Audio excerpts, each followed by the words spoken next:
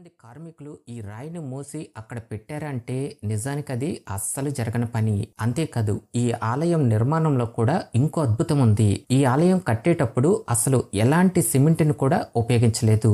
కేవలం రాయిని రాయితో ఇంటర్లాకింగ్ చేసుకుంటూ ఈ పద్ధతిలో ఈ గుడిని కట్టడం అనేది చేశారు.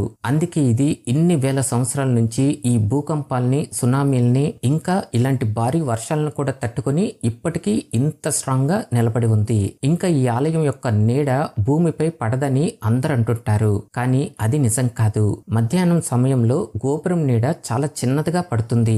అది ఈ గుడి నిర్మాణంలో కలిసిపోయి ఉండటంతో అందుకే మన కళ్ళకు స్పష్టంగా కనిపించదు.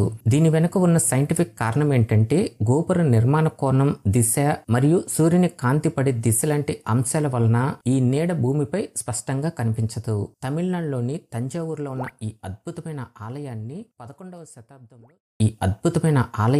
11వ శతాబ్దంలో చోళ చక్రవర్తి రాజరాజ చోళుని ఆధ్వర్యంలో కట్టడం అనేది చేశారు.